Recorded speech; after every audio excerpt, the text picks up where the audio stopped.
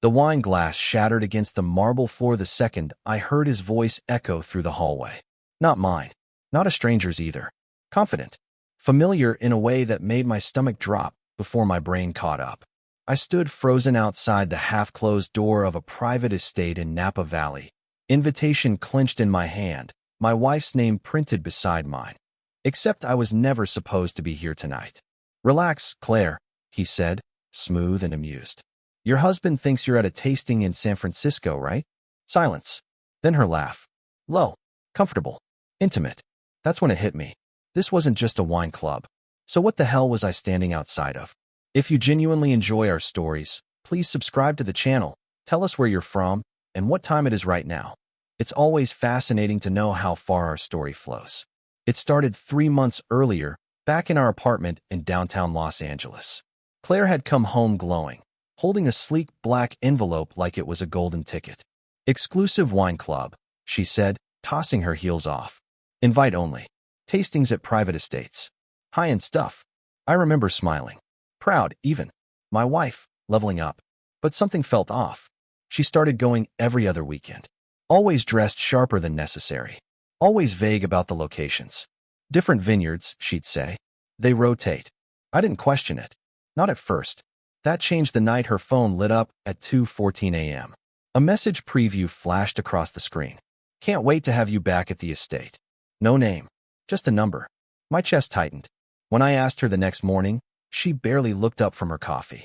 Probably the club coordinator, she said. They're obsessive about attendance. Something wasn't right. The unease grew fast. She started guarding her phone, taking calls in the bathroom, smiling at nothing. And then came the receipt, tucked into her purse while she showered. A printed confirmation. Private estate event, Napa Valley. 2 guests. But my name wasn't anywhere on it. That's when suspicion turned into something heavier. Dread. I didn't confront her. Not yet. Instead, I called a divorce lawyer in downtown LA. A guy named Harris. Calm. Precise. What you need, he told me, is proof. Not suspicion. So I got it. I followed her the next weekend. Watched her drive north instead of toward San Francisco. Watched her pull into a gated estate that looked like it belonged in a movie. And then I waited. 2 hours later, I walked in. Which brings me back to that hallway. Her laugh. His voice. And the truth bleeding through the cracks. I pushed the door open. Claire was standing by a floor-to-ceiling window, wine glass in hand. Across from her, a man in his late 40s, tailored suit, effortless confidence. He didn't look surprised to see me. She did. Ethan. Her face drained. What are you doing here? I stepped inside, closing the door behind me. Funny, I said. I was about to ask you the same thing. The man smirked, swirling his wine. You must be the husband, he said. I've heard a lot about you. That landed harder than anything else. Claire recovered fast. Too fast. It's not what you think, she said, stepping toward me. Of course it wasn't. It never is. The denial came next. Clean.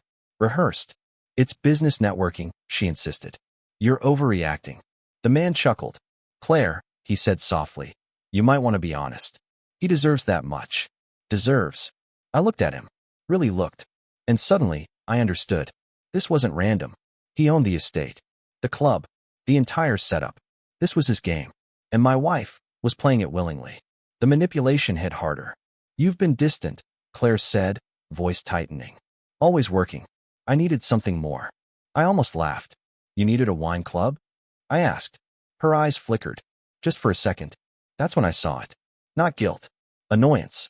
Like I'd interrupted something important. The collapse came quietly. Not dramatic. Not loud. Just a slow, internal shift. Standing there, I realized the woman I'd built my life around was gone. Or maybe she was never who I thought she was. Either way, I felt nothing. And that scared me more than anger ever could. The transformation started that night. Silent. Focused. I didn't yell. Didn't argue. I just nodded. Enjoy your tasting, I said, turning toward the door. Neither of them stopped me. That told me everything. The planning took 2 weeks. Harris handled the legal side, quietly freezing joint accounts, preparing filings. I handled the rest. Emails, messages, financial records. Turns out, Claire wasn't the only member of that club. There were others. Married women, executives, socialites, all attending private tastings at his estate. all leaving a trail. The trap was simple. The club's biggest event of the year. Dozens of guests, investors, influential names. I made sure I was invited. Officially, the night of the event, the estate was glowing. Music, laughter, expensive wine flowing like water. Claire saw me the second I walked in. Her expression didn't change. Confident, untouchable, until I stepped onto the small stage near the main hall. Tapped the microphone. Evening, I said. The room quieted. The estate owner frowned. Claire's smile faltered. I just want to thank everyone, I continued, for supporting this unique wine club. A few polite laughs. Then I pulled out my phone. And for those curious about what makes these tastings so exclusive, I hit play. Audio filled the room. Her voice. Clear. His voice. Conversations. Promises. Arrangements. Not explicit, but undeniable. The room shifted instantly. Whispers. Glances. Phones coming out. The owner's face hardened. Claire went pale. Public destruction doesn't need shouting. Just truth. And timing. I walked off the stage without looking back. Didn't need to. The damage was already spreading. Reputations don't survive rooms like that. The aftermath was quiet. Divorce finalized in 3 months. She tried calling. Apologizing. I didn't answer. The estate shut down shortly after. Investors pulled out. Too much noise. Too much exposure. Now I live alone in a smaller place in San Diego. Simpler. Cleaner. Some nights, I think about that wine glass shattering on the marble floor. About how everything broke in that moment. Not just trust. Illusion. And once that's gone, there's nothing left to fix. The end.